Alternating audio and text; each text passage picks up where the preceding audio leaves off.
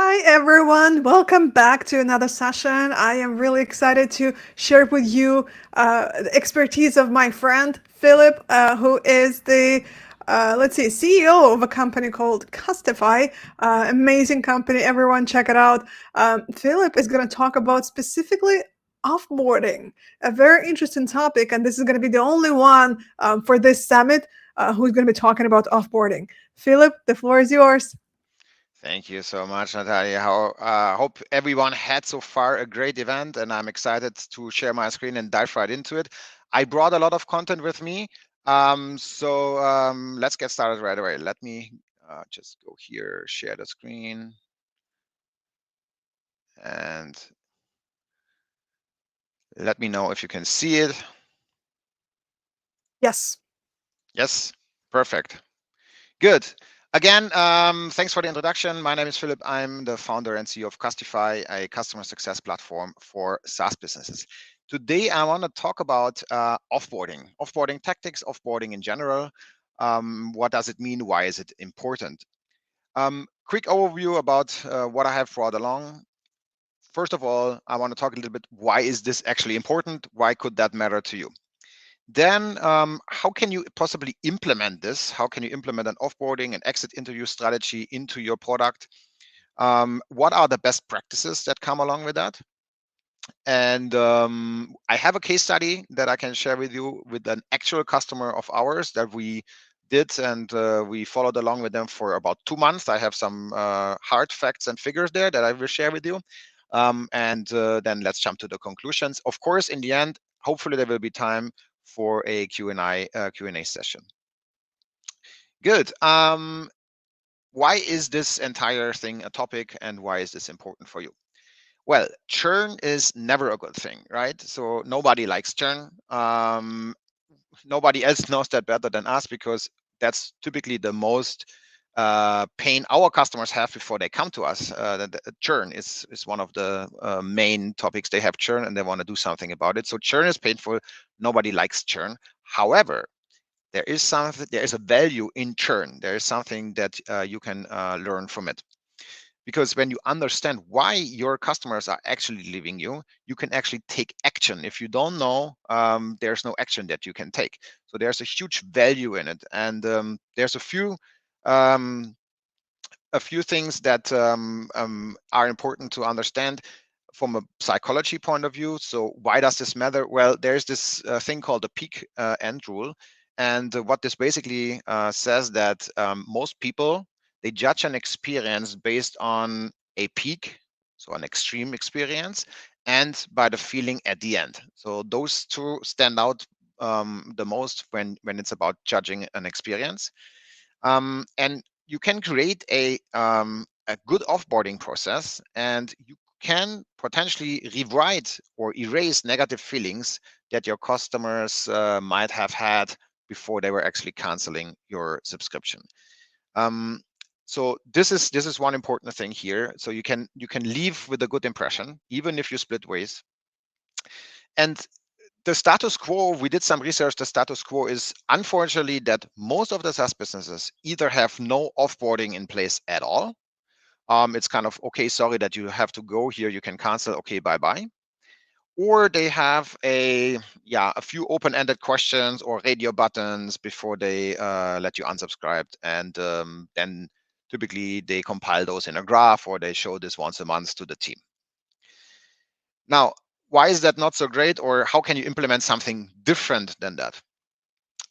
First of all, what you should take away is that if a user wants to leave, he wants to leave, right? So if someone wants to leave your platform, there's a way to do it. So the harder you make it, the worse the experience will be. So just make it easy for people to leave, and don't make this a very hard thing. You can show value along the way. So if you have a offboarding process that is done automatically, I mean, here's a screenshot from LinkedIn, I think the premium LinkedIn one, but you can show value along the way, because people typically don't like to lose things, and if you show them what they lose, there's a potential a potential chance that they might go back and they might want to discover those things that they haven't so far. So the offboarding is also an opportunity to basically educate them about the value that they have been missing so far or that they will miss when they leave. There's alternative actions that you can suggest besides leaving. So not every customer is really ready to go or ready to leave when they enter your offboarding flow or when they hit the cancellation button. Sometimes they're just lost. Sometimes they're just frustrated. Sometimes there might be a bug that this small thing that doesn't work. And in these times, it's better to just like give them time to think about it before they actually go down the path of canceling. And if there's one thing I want you to take away from today's talk, then it's aim for a call. So aim for a call and don't just put a radio button or a form out there, which is of course much easier, but aim for a call. Talk to people. We are all humans. And speaking to someone gives you so much more insights and abilities versus just a answer on some radio checkboxes. Now, when we talk about this call, this is really important. If you can implement this call, and I want to state here that I did offboardings in a B2C environment with 100 million customers. So you can imagine that in this B2C environment, there were a ton of customers. They were canceling all the time. Can you go on calls with all those thousands of customers that leave you potentially every day? Of course not. But then you can pick a representative sample size, and it's still going to give you those insights because in these conversations that you have there, you basically statistically relevant information will be shared with you. And for B2B environment or for higher touch environments, this is kind of, I would say, a must-have. Like if your product sells B2B and your price is higher than $100 a month, then definitely you must have offboarding calls and not just like radio checkboxes or a form that you send to your customers. So let's talk about this exit interview and this call. What can you do to get people on the call? How can you kind of increase the likelihood of someone coming to a call? Of course, make it easy to book a time. Use Calendly, use HubSpot, use any other of those solutions that make it super easy and convenient for the customer to book a call. You can offer an incentive. That can be a private incentive. That can be an Amazon voucher. That can be these kind of things. Offer multiple ways to get in touch. Like, hey, if you don't want to get in touch in Zoom, is it okay if I give you a phone call? Many of the businesses have the phone number stored. So is it okay if I call you back? This is another option. And of course, experiment a little bit depending on your business model and of your specifically on your customers. Like you can experiment a bit with the format and the length of those calls. Now, this one is the most important one here in this entire presentation. I would say this exit interview. How do you do this exit interview? How do you talk to your customers? Your main objective from a setting the stage is to find out why. It's not, this is really the most important thing. Yes, the second objective is to eventually recover, meaning you might be able to recover them and you might avoid that this customer is churning. But the main objective is to find out why. Of course, for setting the stage for yourself when you do this exit interviews, you have to really be truly thankful for the time that this customer spends with you. This is nothing they have to do. It's nothing they like typically draw any value from them. It's really purely that they spend the time with you in order to make you better. Avoid arguing or debating in this call. This is really just about understanding what happened. And you should ask for the permission. And you can open with something like, is it okay if I ask a lot of questions today and some of those questions, they might be really tough and challenging? Is that okay for you? Typically people will give you this answer, of course, yes, it's okay. I mean, that's the reason why we got together, but it's important that they kind of commit to this, because the questions that you will have to ask are a bit tough and they are a bit challenging, because basically they will tell you things that are not great and that they actually were not happy with.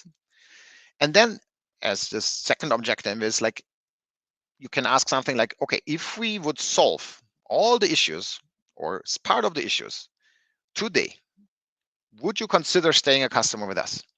Right? So basically you would see if there is any chance to recover.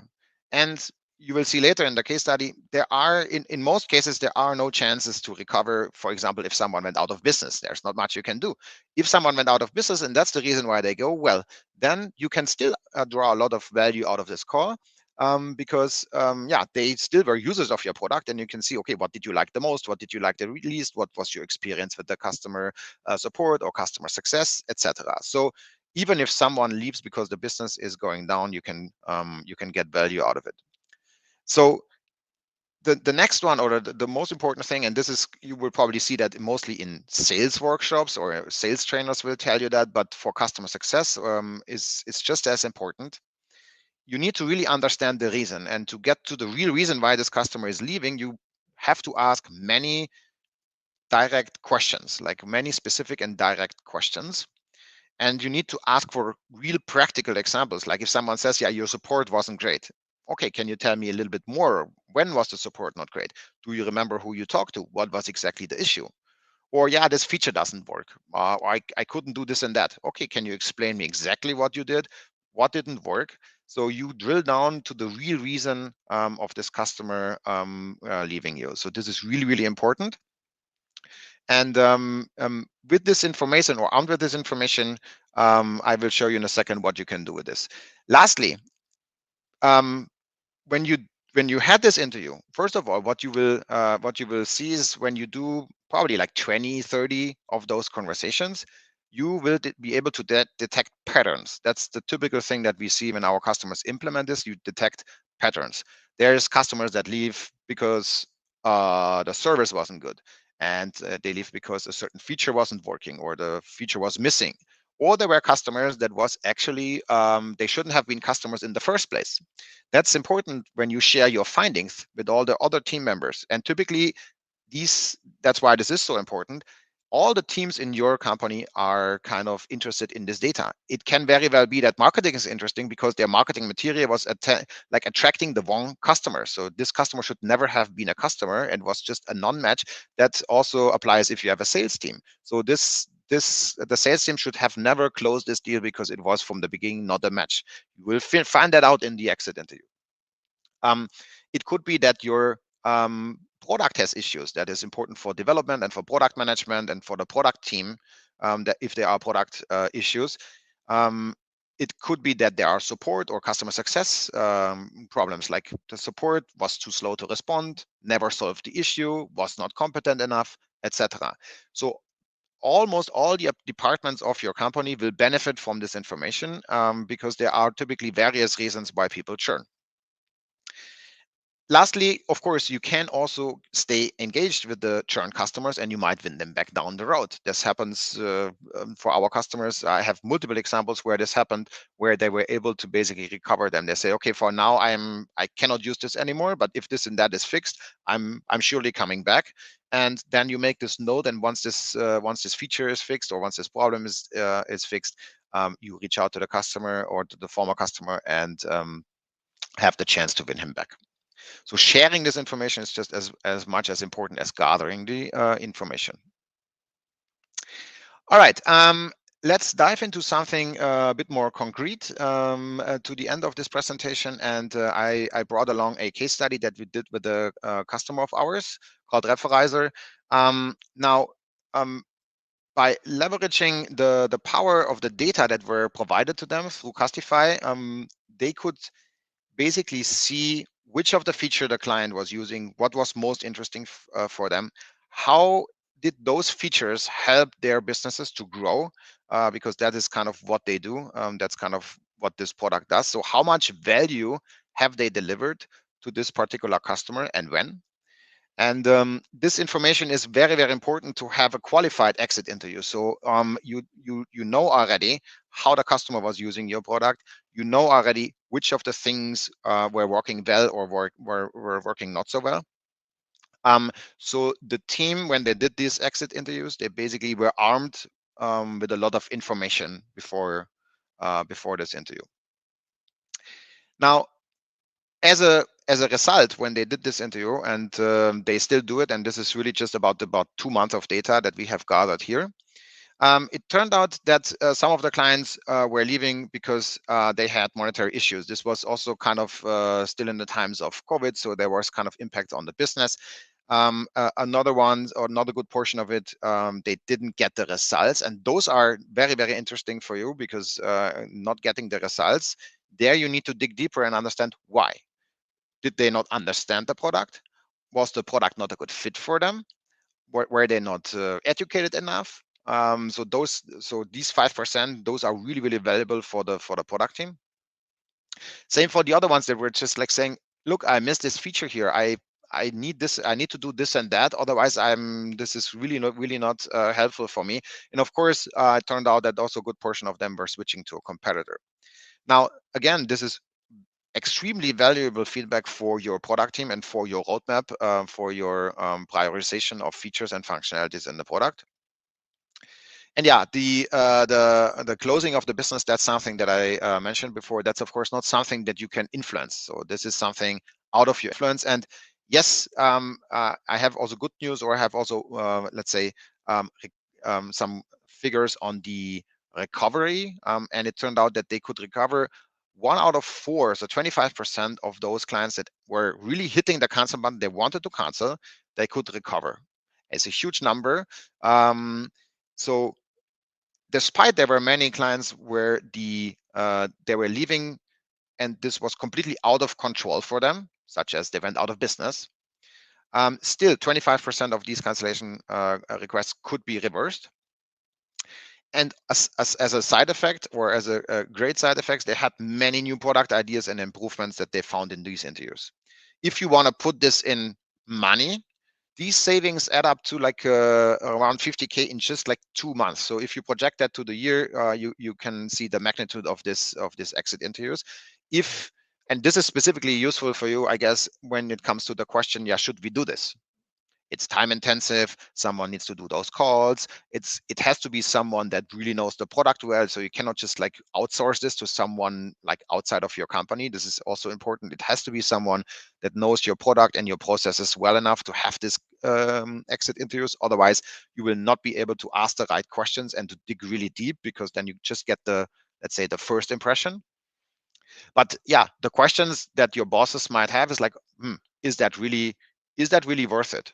Yeah, this number can give you an impression of what it can be worth for you. Of course, you have to do the math for your business, but what could be 25, or let's say, even if you just put 10 there and put a very conservative number there, but what would that mean for your business, and would it be worse to do those things simply by recovering those clients that left? I'm not even talking about the extreme impact that these product ideas and improvements will have on your business. So that's kind of what we discovered here with one of our customers. So the potential is huge. So before I'm ending this, what are the conclusions that let's say, as a drop down there? If you don't have an offboarding in place, you really should act. So do it right now. Start with something simpler. And if you like, there's almost no excuse why you cannot have personal calls as well. As I mentioned before, I have this practical example. The customers were paying probably like $80 per year. So this is a very low price point. And still we were able to do these exit interviews on a portion of the customers, of course, not on everyone, but on a portion, because these learnings, as soon as you have reached a statistically relevant group, they will still be of high of impact. Then CS tools or analytics tools like Custify, they don't really just help you like with existing customers and onboarding. I think a lot of companies have heavy focus on onboarding but not on offboarding, and yes, they help on those tools. These tools help you also with the onboarding. However, they can also scale your offboarding, because as I mentioned before, if you know how this customer used your product, if you know all the incidents in that they had with the support and everything in one place quickly, then you have a much more qualified discussion with this customer. And the offboarding, the results of this offboarding, they will make all your teams better. I can guarantee you that. It's just one case study and out of many customers that we have there. So it will make your marketing, your sales, your product, and your customer services better. I can vouch for this. If we have the time, we can do a quick poll. I'm super curious how many of you guys have actually, yeah, seen, or how many of you guys have actually participated in an offboarding call, not a what you saw there in LinkedIn, but in a actual call where a human being was calling you and saying, sorry that you want to leave us. Can you tell us a little bit more why? This would be super interesting while we answer the question, to basically go through this to see in the end the poll. I'm really curious if that is something that the audience experienced. Yeah, that was all from my side regarding the presentation that I brought along. So I'm super curious to see if we have any kind of questions, or if we have the first poll results coming in here. Awesome. There you go. Yes, we do have, by the way, if it's easier for you to just drop your answer in the chat, sometimes it is, just go ahead and do that, whatever is easier. But we do have, actually, it is a split between yes and no. So we have, like, right now it's equal. so Oh, and so by there the you way, I go. just see Sean in the chat. Hey, Sean, awesome that you're there. I didn't know that you're in the audience. So Sean is actually the one that helped us to create this case study. So amazing that you're in the audience, Sean, and Nice. thanks for providing us with this data. Cassandra is saying, I have participated in an offboarding call as both a customer and a customer success manager. Awesome. Would be really Good. interesting to hear. Good. We just know by, I mean, we work a lot with our customers when they become like in the onboarding stage, and we analyze where they are, how can they improve things, and almost all of them do not have an offboarding strategy in place. So this is just, I can tell you, most of the SaaS companies don't have it in place, or they have it in place in a very, let's say, a very simplified version with this like checkboxes. Price is too high, I went out of business. Okay, how much would the price be exactly? Or the features were not sufficient. Okay, which features were exactly? You don't know this information if you don't do the course. Yep. Next, we have question from Stella, and she's asking, what are the red flags that you notice from customers? Red flags being would When be, they're about to churn. well, that is a very different topic. That is something where, yeah, this is, let's say, our bread and butter, where we as a customer success solution basically have this health scoring. We have these early warnings where you can basically, yeah, log in or define your own criteria. What that means, if they don't log in again, if they don't use the feature anymore, if they fade away, and so forth. So every business is different there, and you can set up. And that is a pure customer success topic to prevent exactly that it even comes to the situation of someone wants to leave you, right? So there are many options for these red flags, and this depends totally on your business. However, this offboarding really happens when, sadly, either you missed this customer, or you couldn't save it, right? So this is when this offboarding comes in place. We have Clay saying that we have our first offboarding call scheduled for today. My Ah, goodness. super. Philip, any, just quick 30 seconds rundown? Any Yes, recommendation for first timers? yes, implement it. Don't be scared. Ask many questions. Dig down to the root cause why this customer wants to leave you. Don't be scared. Talk to the customers, and I'm gonna promise you get a lot of data out of it, if not even revenue. Yelena is asking, what's the best way to engage with customers who decide to take one free month and you offer a free consultation, but they're still not active? What could be the reason? What are other techniques can be used to engage with these people? Well, I think this is way before. So this, as far as I understand the question, this is way before they actually decided to leave you. Yes. I mean, in general, I would be depends on your business model, but I would be cautious to offer free things, free consultings, or free months, or these kind of things, because if people get free things, then yeah, what's the value of using the platform, right? So there's no real incentive there. But yeah, I guess this is a question that is way ahead of the customer is leaving you. He's not even using your platform, which probably is enough for a complete different A whole presentation. new session, right? We can do that next time. Yes. What if the customers are annoyed during the offboarding process? Is there a way around this? Yes, of course. I mean, you will figure out that not every customer is like willing to go on this call with you, right? So you can put this intensive there and everything. But if they are super annoyed and say, I want to go, let them go. Of course, you don't force them there. That's make it easy, right? If you remember. So don't force them there in this onboarding process. And if they are really annoyed and there are this situation, there's really nothing that you can do. Don't force them on the call. That's you have to see that not everybody wants to talk to you. Despite you're very nice, despite you provide an incentive. Um, you will see also, or typically it's a relation between how well have you been able to build a relationship with this customer before he was leaving. And if you didn't, for various reasons, you might also see that the participation in these calls is lower. If you have a relationship with this customer, like on an emotional level, let's say, so they don't just like use your product, but they value your team or these kind of things, then they always will take the time to speak to you. And they typically will also be very reasonable when they say, okay, look, this and that happened.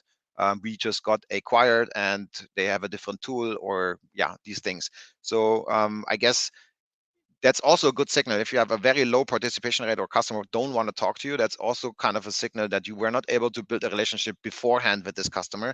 That means customer success was not proactive enough or was not able to kind of build a meaningful relationship with this customer besides your product. Awesome. And we have feedback, great perspective to implement into our process. Appreciate the ideas. We'll reflect on the recording. Yes, the recording is going to be available for all sessions and will be shared with everyone in the email who registered. Philipp, looks like this is it. Tell us, where can people find more information about you, your company, and connect with you, or just test out your product?